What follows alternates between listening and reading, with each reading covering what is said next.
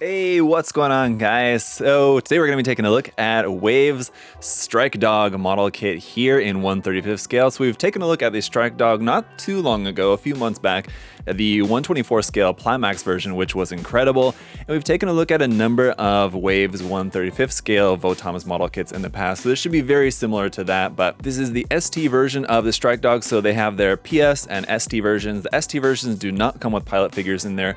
The PS versions do. So this one's not going to have a pilot figure in here, but the Strike Dog, of course, super cool design in the series, and looking forward to checking this one out. It's in the same kind of smaller size box, but a little bit thick one here with this one, as you can see. Let's go ahead and check it out here for today's video. So as usual, we're greeted right off the bat with some beautiful Kunio Okawara artwork here on the front, where you've got the text, but I like how the text is like very low opacity, so you can see it there, but the main focus is just this nice white background and this beautiful artwork there of the Strike Dog. Looks fantastic. As I said, smaller box, but pretty thick here. This is ST-12, I think, making this the 12th in the series of ST releases here. You can see this is 1/35 scale, and the last numbers of the code there at the bottom, the 4800, indicating the MSRP for this one of 4,800 yen. The artwork on the side of the box has some vertical photos here of the built and painted and looks like decaled kit there as well, at least with that one decal on the front skirt there.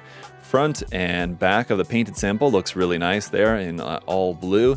Around on the other side, a couple of detail images showing the claw, how we have the opening gimmick there for that on the one side, and then some details of the moving parts there on the backpack. That's about it here on the outside of the box. Let's go ahead and pop it open and check out all of the blue parts inside. We're probably going to have some leftover parts as well, as I would imagine some of these runners are probably recycled from other releases. A couple of other things to point out here. We do have some foil stickers. That looks like there's the sticker for that marking on the front of the skirt that we saw. Some stickers for some other camera bits and small little black and white color apps there, it looks like. And another cool thing that we always get in these releases is like some additional artwork here of like another variant release. In this case, it's a custom version of the Strike Dog here in that green color scheme. This is really cool. You can see on the front, and then we also have the back one, which this is not necessarily standard that we have front and back, but it's just this piece of paper here showing an alternative variation of the release that also has the treads there on the back of the feet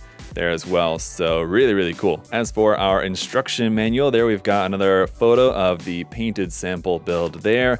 On the back side, some other sample photos and also the paint guide here for you. On the inside, then, it's just going to be the construction. The construction of these kits is pretty simple. It's like comparable to like an HG model kit, I would say, from Bandai, although they don't necessarily require glue. I would definitely recommend gluing some of the parts here on these kits, and we'll talk some more about that in the review portion of the video. So let's jump right into the runners. Then here we have in blue a set of polycaps. Interesting to see polycaps in blue. Certainly not something you see every day, but obviously blue is something we're going to be seeing a lot of with this kit, as most of the runners are in blue. Here we have runner A, and then runner B here as well. A couple of interesting runners, as these are actually marked for the Rabidly dog. Same thing here for runners D and G, which we have two of each of these. Smaller runners there, some parts for the shoulders, runner D, runner G, some parts here for the arms and legs. We've got two of those still marked for the Rabidly dog, the runners are. Same thing for these here, runners F and J, some more parts here in blue. Runner K as well, just one part each, and we've got two of those. And we're kind of skipping around the alphabet a lot here. We're going next to runner P, which is in this like slightly purplish gray, parts for the bazooka, interestingly marked for the Standing Tortoise Mark II. And then going to runner Q here next, we're back to blue. Now this runner is the first that is specifically marked for the Strike Dog. Runner R is another smaller runner here in an off-white, slightly cream color. This one's also marked for the Strike Dog. Same thing here for runner S, some more Strike Dog parts here in that purplish gray color. Runner T is some more Strike Dog parts here, back to blue. We've got two of these. And last but not least, runner V is another slightly larger runner here, some more Strike Dog parts in blue, and that's it for all the parts. Let's go ahead and get it put together and check it out. All right, so yeah, here's the kit all built up. I gotta say, really, really nice. Definitely not as nice, of course, as the larger Climax version, which is larger, more detailed, more parts and all of that, but a really nice addition in the Wave 1/35 scale line here. Of course, the build feeling pretty familiar, as I've built a number of the kits in this series before. A lot of new parts in here to make the Strike Dog variant, a design that I really like in this series, and so it looks really cool there in the all blue. And then, of course, we've got the claw hand and the big rocket launcher we'll take a look at here as well once we get into the accessories. So why don't we go ahead and take a look at those. And really with this, all we have is just the bazooka. Yeah, so and the separate hand, of course, that holds that. So you've got this closed fist here on the kit at the moment. And the hand options for these kits are nice, just in the way that they're molded. I would definitely recommend gluing those, as would be the case for some of the other parts on this kit. I would just recommend, like any of the Wave 1/35 scale Votoms kits, I would just recommend gluing some of the parts on them, either for seam line reasons or just for stability reasons. But the bazooka, for an example, does have a seam line going down the middle of that in here, and then here on the bottom you can see the barrel tip part here is a solid piece, but I recommend drilling that out just to make it look more like a barrel. But yeah, the hand is just a piece here that has a separate part for like the actual wrist connection. So there's a couple different options for this wrist connection part, depending on the angle that you want to have it, but this is the angle that's recommended, obviously, so that you can actually get this plugged into the arm and then get the end of the bazooka kind of up over the shoulder there. So very simple for the weapon, but I love this weapon. It's a really cool design. You do have this secondary grip at the front. I don't think that we'll really be able to utilize that here with the kit, unfortunately. But that's it for all the accessories. You do have those stickers, which I didn't put on yet. I just wanted to show you guys how the kit looks without the stickers on, but I do want to go ahead and put those on now just to kind of compare. And so here it is with the stickers on. You got the blue one there for the main scope, a couple of red ones there on the side, these kind of mirror finish ones here for these lights on the side. You do also have just regular white stickers for those, but the parts themselves were white, so there's not really a point to putting a white sticker over a white part. I went for the chrome ones just because I think those are supposed to be lights, I believe, anyway. So you got this one right here on the front skirt. Here on the shoulders, you have black little stickers for in there, and then on the backpack, a black sticker for here. Interestingly, not for on the back of the head though, which is kind of odd, but you do have enough negative black space here. You could probably cut a sticker to fit in there if you wanted to, but that's only if you're planning on using the stickers anyway. I figure most people probably, if you're getting a kit like this, you're not really going to be using the stickers anyway. I just thought I would put those on there just in case, just to show you guys how it looks. And I think that, the stickers do work really well. If you just wanted to use the stickers, do a little bit of panel lining on this, some top coat, and I think the kit would look fantastic even without fully painting it. One of the great things about the Wave kits is the detail. So like here's the detail on the underside of the feet, here around on these armor panels here on the back of the leg. And even the underside of the armor panels are detailed. Like here you can see this front ankle armor there. The underside of the skirt armor panels doesn't have that like truss detail, but still has some molded detail in there like that. And the side skirts here as well, there you can see it's got that truss detail, and the back skirts. So a lot of really nice detail, even in places that you're not really gonna see. The visor part here does open up like that, and this can also move side to side here. You can also open up the whole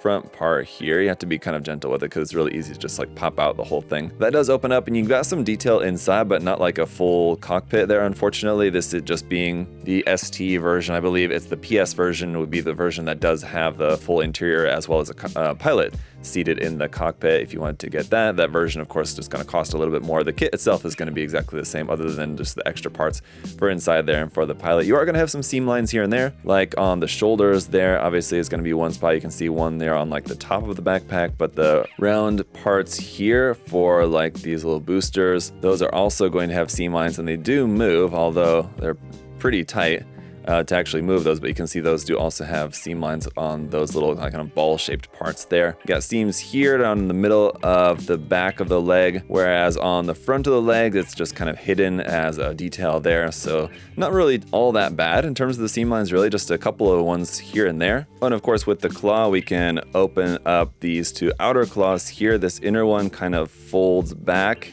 and down like that. This one can also kind of slide back like that for having the claw open for that gimmick there like that, which is pretty cool as well. And the articulation on these kits generally I find to be pretty good. I mean, you're not going to want or really need like extreme articulation on a Votoms kit like this, just because it's just not really what they do. But you've got like about 90 degrees there at the elbow, about 90 degrees here at the knee. That is a double joint there in the knee, but still it's going to be a little bit more than 90 degrees, slightly limited there. You're going to want to be careful with this part here at the front. It's kind of thin and delicate, and then of course the antennas as well, so be careful when you're moving the kit around. But last thing, just to compare it to the Plamax 124 scale version, as you can see, obviously it's going to be much larger, a little bit different kind of proportions and design to this, a little bit different just details on there. Obviously the 124 scale version going to be much more detailed, but you can see there's definitely some small differences in the design. The 124 scale version, definitely the version I would recommend to you guys. It's larger, going to be more expensive though. But that said, I do really enjoy the With that said, I do really enjoy these Wave 1/35 scale kits as well. So let's go ahead and take a look at the kit in a couple of poses now. As I said, like articulation and posability is not going to be the strong suit of any Votoms kit really. I mean, Bandai's HG kits are pretty nice, but still I feel like any kits are just going to be a little bit limited just by the nature of the design, which again, I think works perfectly fine. No one's buying a Votoms kit and wanting it to be able to do some like crazy kung fu poses or something like that. But honestly, for everything that this kit needs to do, I think it does a fantastic job. I like the size, I like the scale. It's a bit smaller, but it's going to be comparable in size to something just like a regular HG Gundam kit, something like that for comparison. And it's got a lot of really fantastic detail on there. So even though it's not the most like colorful kit, doesn't have a whole lot of color separation, most of the design is all just supposed to be blue anyway. So it's kind of already in mostly all the correct colors.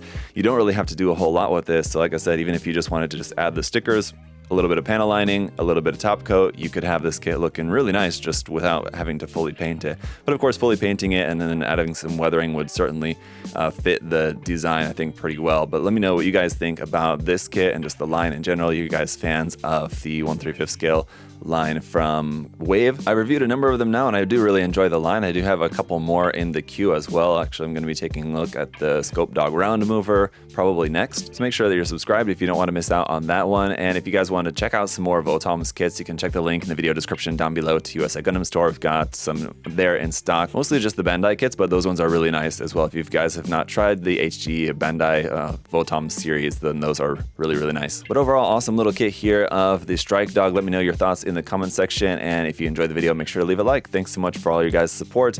I'll see y'all next time. Later.